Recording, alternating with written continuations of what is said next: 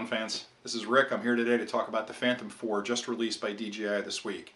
This drone builds upon the success of their earlier models of the Phantom 3 and the Phantom 2 and incorporates some pretty leading edge features like crash avoidance and higher speeds and longer flight times. So we just got ours in the mail this week. I'm going to tear into the box in a few minutes and show you everything that comes in the package. Hopefully you're as excited as I am about this.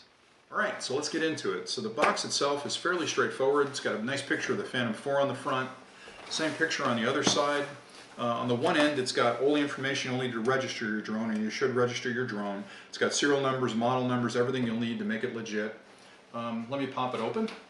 So if I pop open the box, the first thing that you'll notice is that there's another box inside of there that they pack it in. And normally these come in sort of a cardboard arrangement in previous generations. That was mostly just packing material, you know, and if you're like me, you've put everything back in the box and put it in your basement, and there it'll stay.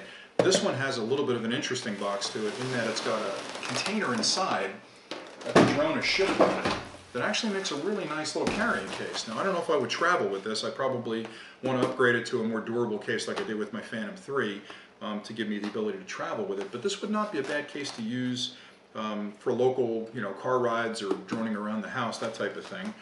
It is styrofoam, but it seems like it's got a really nice finish to it where they've sealed that in a little bit better than standard styrofoam.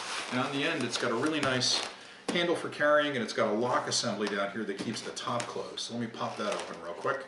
You just pull that out, and I guess you twist it, and you can lift open the top like that. And there's your drone.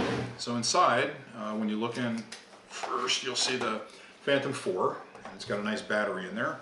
You'll notice immediately a couple of things about the drone.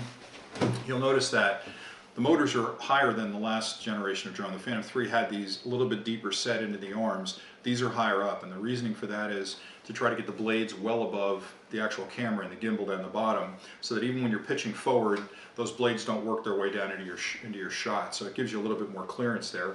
You'll notice the gimbal itself is different as well. There's two arms on the gimbal as opposed to the one. There's a new gimbal lock that looks like a pretty good thing to hang on to when you're transporting the drone. You can actually snap that back in and make sure that the gimbal doesn't get bounced around. And then there's the battery. Now the battery is similar to the Phantom 3 in that it's got the two push tabs to pull out, but you'll notice immediately that it's a shorter looking battery and fatter and wider, and it's got a higher capacity as well, which allows this drone to actually fly 28 minutes on a full charge, which is great. If you look at the end of it, it's got the same indications the other batteries had, where you've got 4 indicators to show you sort of the life of the battery, how much power you've got left in there. This just slides into the drone, clicks into place, and you're off and running. In addition to that, you've got your controller. The controller looks very similar to the last generation of controller. If you have the Phantom 3 today, you'll probably recognize this. There are a few different controls on here, and again, I'll spend some time next couple of days doing a side-by-side comparison with the Phantom 4 and the Phantom 3 to give you a feel for what's different. But you've got a couple extra speed modes on here and a few other things that make this remote a little bit different than the Phantom 3 remote. Also included in the kit is your blades, which are different. So if you notice, the motors are not only offset, but there's a different style of attachment for the blades on the top of the drone. Previous generations of the drones from the Phantom series sort of had a threaded screw on top that you would spin these into either counterclockwise or clockwise, and then cinch them down on top of the motors. These are more of a push and twist kind of a lock, and again, I'll do a second video that explains the differences between the blades and how these are attached to it. But they do give you a full set of 2 sets of blades. So you've got 8 blades in there, which is really nice.